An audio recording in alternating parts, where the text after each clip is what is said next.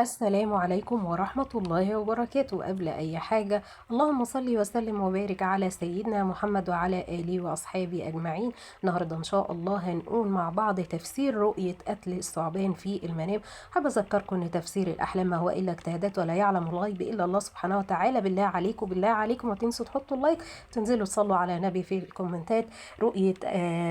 رؤية قتل الثعبان في المنام بتدل على الأمن من شر عدو ماكر مخادع والتخلص منه، وكمان قتل ثعبان صغير في المنام بتدل على النجاة من أحقاد الآخرين ومن حسدهم ومن كيدهم ومكرهم.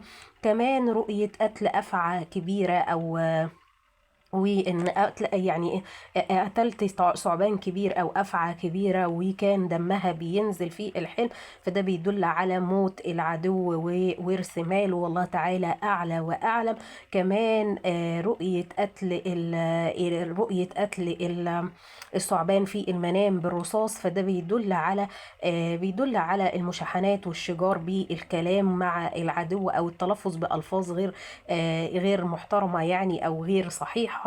وده بيدل على ان صاحب الرؤية هو اللي هينتصر في الخلاف دوت. كمان رؤية قتل الثعبان بالعصا، ده بيدل على الاستعانة برجل قوي هيساعدك على التخلص من العدو، والله تعالى أعلى وأعلم. كمان رؤية حرق الأفعى أو قتلها أو حرق الثعبان او قتله في المنام، ده بيدل على التخلص من الحساد وكمان الناس اللي بتعمل اعمال يعني وحاجات اعمال وشعوذه وحاجات من دي، فربنا يا رب ينجينا وينجيكم.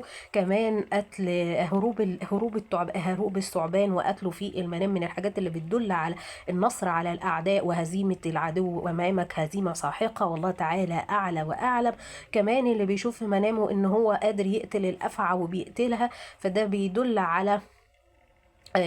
على استعادة قوته بعد فترة ضعف كان بيعاني منها. كمان حلم الخوف من قتل الحية في المنام أو الثعبان في المنام بيدل على القلق من العدو وشره. كمان رؤية قتل الثعبان الأسود في المنام بيدل على التمكن من إخضاع العدو ويعني انتصارك عليه بحكمة وانتصارك عليه يعني بقوة وشراسة. كمان رؤية قتل الثعبان أو شفت حد بيطلب منك إنك تقتل تعبان في المنام، فده بيدل على قوتك وعلى نصرتك للحق. ولو شفت إن أنت بتطلب من حد إن هو يقتل الثعبان في المنام، فده بيدل على ضعفك، والله تعالى أعلى وأعلى.